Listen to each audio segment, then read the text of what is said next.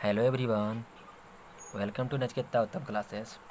आज मैं आपको आर के राजपूत का 3 चैप्टर क्वेश्चन नंबर 51 से पढ़ाऊंगा। पिछले वीडियो में 50 तक बता दिया था।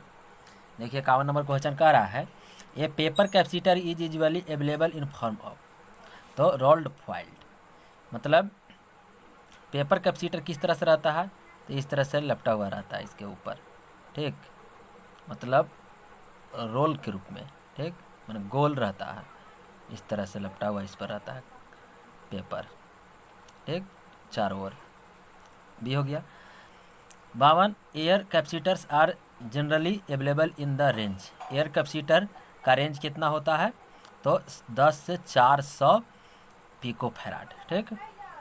याद रखिएगा कि एयर कैपेसिटर का रेंज 10 से 400 पिको फैराड रहता है, 10 से 400 pico farad. The unit of capacitance is, तो कैपेसिटेंस का यूनिट क्या है, फैराड है, ठीक। ये आपको याद ही रखना पड़ेगा। 54 नंबर क्वेश्चन, एक capacitor charged to 220 volt has 2000 microcoulomb of charge, the value of capacitance will be, तो कैपेसिटेंस का वैल्यू कैसे निकलेंगे, सी बराबर क्यू बाई वी।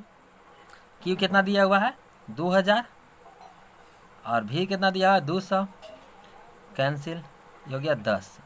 तो 2000 ऊपर कितना था, माइक्रोकूलम में था ना, तो माइक्रो फैराड में आंसर आएगा 10 माइक्रो फैराड, बी आंसर, ठीक। अब देखिए 55 क्वेश्चन कर रहा है a capacitor in a circuit become hot and ultimately exploded due to wrong connections, which type of capacitor it could be. कह रहा है कि एक कैपेसिटर जो होता है एक सर्किट में होगा hot and ultimately exploded due to wrong connection, ठीक। तो व्हिच टाइप ऑफ कैपेसिटर, तो क्या यह होना चाहिए, तो यह इलेक्ट्रोलाइटिक कैपेसिटर होना चाहिए, ठीक। इलेक्ट्रोलाइटिक कैपेसिटर को रॉन्ग कनेक्शन नहीं करते हैं, इसका निर्माण ही करेक्ट पोलैरिटी के साथ होता है और करेक्ट कनेक्शन करते हैं। यह किसके लिए होता है, डीसी के लिए यूज होता है, केवल डीसी के लिए। अब 56 क्वेश्चन में चलते हैं। 56 क्वेश्चन कर रहा है voltage across capacitor at any time T during charging from a DC source of varying DC source of voltage V is given by, तो इसका सही आंसर है भी बराबर भी इंटू 1 माइनस ई के power minus T by lambda, ठीक। यहाँ पर लैम्डा क्या है, टाइम कांस्टेंट दिया हुआ है। अगर टाइम कांस्टेंट किसको कहा जाता है, तो अगर आर और सी कनेक्ट है तो आरसी सर्किट में टाइम कांस्टेंट टाउ या लैम्डा कहिए, यहाँ पर लैम्डा दिया हो तो लैम्डा कह दीजिए, ठीक, बराबर आरसी होता है। लेकिन यही आर और एल आर एल सर्किट रहेगा तो एल बाई आर होगा टाइम कांस्टेंट, ठीक। तो इसका सही आंसर बी है। अब 57 the ratio of electric flux density to electric field intensity is called खालिस्तान ऑफ मीडियम।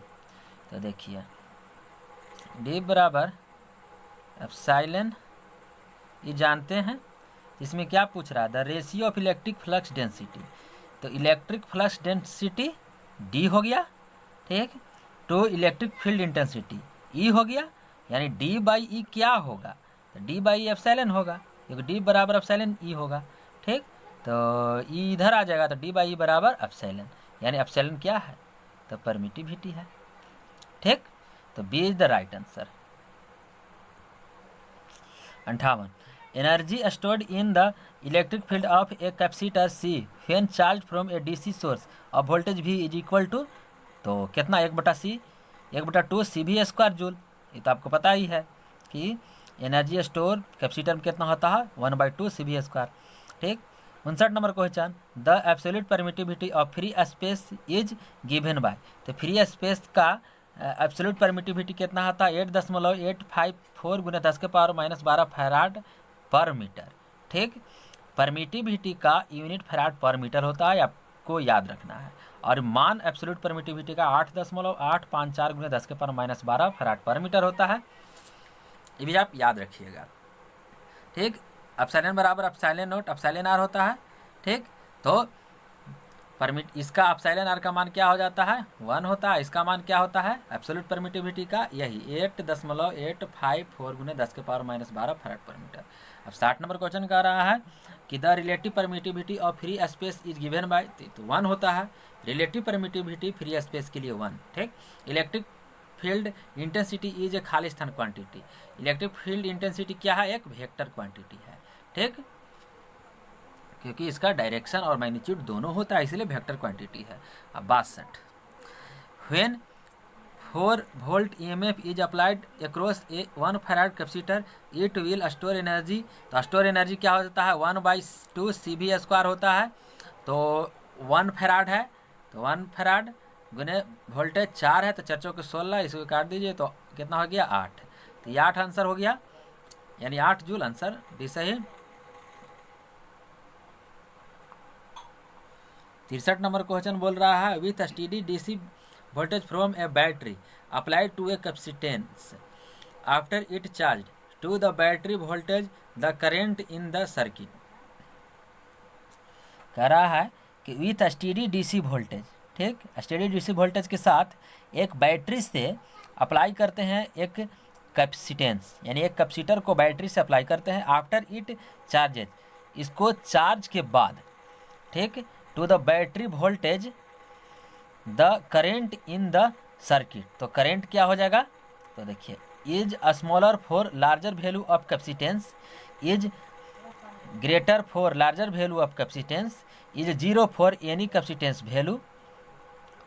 ठीक, देखिए कह रहा है कि यहाँ पर 0 हो जाएगा कैपेसिटेंस। कैसे? क्योंकि जब DC के साथ हम कैपेसिटेंस को चार्ज कर रहे हैं DC वोल्टेज के साथ, तो चार्ज के बाद क्या हो जाता है करंट 0 हो जाता है। ठीक, तो वही इसका आंसर है is 0 for any capacitance value. कोई भी कैपेसिटेंस वैल्यू के लिए जब चार्ज हो जाएगा कैपेसिटर तो 0 उसमें करंट फ्लो होगा। ठीक, अब चलते हैं 64 क्वेश्चन बोल रहा है the capacitor preferred for high frequency circuits is. तो हाई फ्रीक्वेंसी सर्किट्स के लिए कौन सा कैपेसिटर यूज होता है तो माइका कैपेसिटर, ये आपको याद रखना है। 65 नंबर क्वेश्चन बोल रहा है the capacity of capacitor bank used in power factor correction is expressed in terms of. तो कैपेसिटी जो होता है कैपेसिटर बैंक का kVAR में व्यक्त किया जाता है। kVAR किसका यूनिट है तो रिएक्टिव kVAR किसका यूनिट है तो रिएक्टिव पावर का यूनिट है। रिएक्टिव पावर का भी यूनिट kVAR होता है, लेकिन कैपेसिटर बैंक का भी कैपेसिटी kVAR में व्यक्त किया जाता है।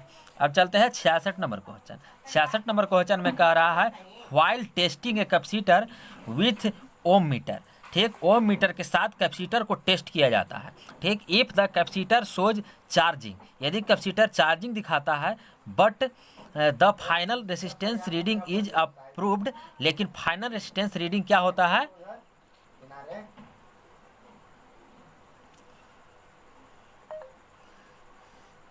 फाइनल स्टडी वैल्यू जो होता है लेस देन नॉर्मल, नॉर्मल से कम होता है। It can be concluded that the capacitor is, तो क्या है लीकी है। कैसे? देखिए जब कैपेसिटर क्वेश्चन फिर से देख लेते हैं।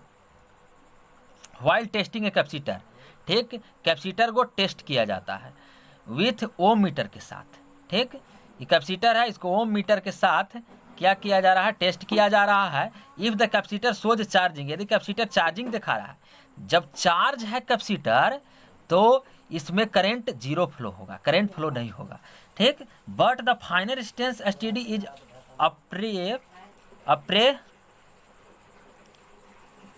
Appreciably less than normal, normal value से कम है। ठीक, क्या रेजिस्टेंस इट यानी कम है, इसका मतलब करंट जा रहा है नॉर्मल वैल्यू जितना पहले रेजिस्टेंस था उससे कम है नॉर्मल वैल्यू से, तो इसका मतलब है कि रेजिस्टेंस कम है, इसका मतलब है कि करंट इसमें कुछ ना कुछ फ्लो हो रहा है।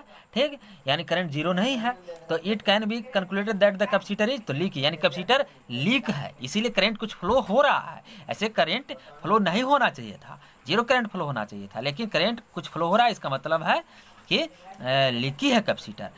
कैसे करंट फ्लो हो रहा है, कैसे जाने, तो रेजिस्टेंस नॉर्मल से कम है, इसीलिए इसका मतलब है कि करंट कुछ ना कुछ फ्लो हो रहा है, यानी जीरो करंट नहीं है। जब जीरो करंट नहीं है तो इसका मतलब है कि कैपेसिटर लीक है, यानी लीकी है। ठीक, अब 67 नंबर क्वेश्चन बोल रहा है, if a 6 microfarad capacitor is charge to 200 volt the charge in coulombs will B.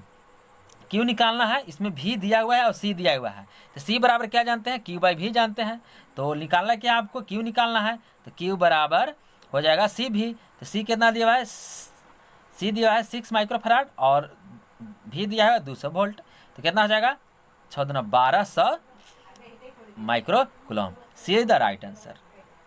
68 number question बोल रहा है, which capacitor will be physically smaller for the same rating.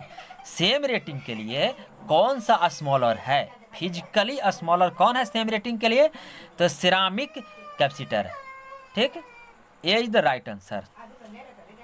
69 number question बोल रहा है कि what is the value of capacitance that must be connected in parallel with 50 picofarad condenser to make an equivalent capacitance of 150 picofarad. ठीक, तो देखिए कह रहा है कि पैरेलल में कनेक्शन है, ठीक, 50 पिकोफैराड कंडेंसर का है कैपेसिटेंस, तो इसका इक्विवेलेंट 150 है, इक्विवेलेंट कैपेसिटेंस 150 है, तो किसमें है, मैं इसका इक्विवेलेंट कैपेसिटेंस 150 है, तो पूछ रहा है क्या, what is the value of capacitance that must be connected in parallel. Parallel में कनेक्शन है, ठीक, एक कैपेसिटेंस विथ 50 पिकोफैराड के साथ, जिसमें 50 पिकोफैराड है यहाँ पर,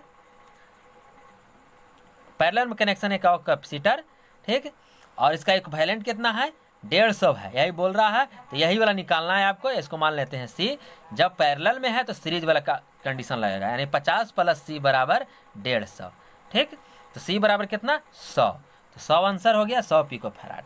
अब 70 नंबर क्वेश्चन बोल रहा है, ये mica capacitor and a ceramic capacitor या सेरामिक कह सकते हैं, ceramic capacitor both have the same physical dimension, दोनों का डायमेंशन सेम है, which will have more value of capacitance, तो किसका ज़्यादा वैल्यू है, तो सेरामिक कैपेसिटर का। जब दोनों का साइज डायमेंशन फिजिकली सेम है तो किसका कैपेसिटेंस ज़्यादा है, तो सेरामिक कैपेसिटर का ज़्यादा है माइका कैपेसिटर से। ठीक, अब 71 नंबर क्वेश्चन बोल रहा है, which of the following material has list value of dielectric constant. Dielectric constant सबसे कम किसका होता है, यहाँ पर वाइल होता है, वाइल का डाइलेक्ट्रिक कांस्टेंट सबसे कम होता है इन सब के तुलना में। ठीक, तो B is the right answer. ठीक, अब देखिए 72 नंबर क्वेश्चन कह रहा है, which of the following capacitors will have the least value of breakdown voltage. Least value of breakdown voltage किसका होता है, तो इलेक्ट्रोलाइटिक कैपेसिटर का होता है। ठीक, D is the right answer. 73 number question बोल रहा है, the break down voltage for paper capacitor is usually, paper capacitor का ब्रेक डाउन वोल्टेज 200 से 1600 वोल्ट होता है। ठीक, ये डाटा तो आपको याद ही रखने पड़ेगा। 74 नंबर क्वेश्चन कह रहा है, dielectric constant for mica is nearly, dielectric constant mica का 3 से 8 होता है। ठीक, अब 75 नंबर को 75, the value of dielectric constant for vacuum is taken as, तो इस कितना हो जाएगा 1 होगा, वैक्यूम के लिए 1 होता है डाइलेक्ट्रिक कांस्टेंट। ठीक, अब which of the following capacitor is marked for polarity, polarity के साथ कौन मार्क होता है, तो इलेक्ट्रोलाइटिक कैपेसिटर, या डीसी के लिए केवल यूज होता है और पोलरिटी के साथ मार्क होता है इलेक्ट्रोलाइटिक कैपेसिटर, डी, क्षेत्र का डी। अब 77 नंबर क्वेश्चन बोल रहा है, which of the following capacitors can be used for temperature compensation, temperature compensation के लिए कौन यूज होता है इनमें से, तो paper capacitor, paper capacitor temperature compensation के लिए यूज होता है। ठीक, अब 78 नंबर क्वेश्चन बोल रहा है, which of the following statements is incorrect, निम्नलिखित में से कौन सा स्टेटमेंट इनकरेक्ट है। ठीक, तो इसमें बी ऑप्शन सही है, ये 6 dot mica capacitor colour coded white, green, black, red and yellow has the capacitance value of 500 picofarad, यही इनकरेक्ट है, बाकी इसमें सब सही है, देख लीजिएगा। 79 नंबर क्वेश्चन बोल रहा है, paper capacitors usually have a tolerance of, तो पेपर कैपेसिटर यूजुअली इसका टॉलरेंस होता है ±10%। ठीक, अब 80 नंबर क्वेश्चन बोल रहा है for closer tolerance which of the following capacitors is usually preferred. ठीक, तो सिरामिक डिस्क कैपेसिटर कह रहा है क्लोजर टॉलरेंस के लिए निम्नलिखित में से कौन सा कैपेसिटर का इस्तेमाल किया जाता है, तो सिरामिक डिस्क कैपेसिटर का इस्तेमाल किया जाता है। अब 81 नंबर क्वेश्चन बोल रहा है कि the electrostatic force between two charges of 1 coulomb each and placed at a distance of 0.5 metre will be. देखिए इलेक्ट्रोस्टैटिक फोर्स जो होता है दो गो चार्ज के बीच में 1 कूलम्ब दिया हुआ है। ठीक, 1 कूलम्ब ईच यानी Q1 Q2 1 कूलम्ब दिया हुआ है। Q1 Q2 कितना दिया है 1 कूलम्ब, और फोर्स हमको निकालना है और D दिया हुआ 0.5। तो हम क्या जानते हैं Q1 Q2 9 गुने 10 के power 9 Q1 Q2 by D square जानते हैं। तो डी स्क्वायर कितना है, तो 0.5 है, यानी 5 बटा हम 10 लिख सकते हैं। तो स्क्वायर करेंगे तो 25/100 हो जाएगा। ठीक, इसको ऊपर ले जाएंगे तो ये 11 हो जाएगा। ठीक, अब इसको काटिए आप,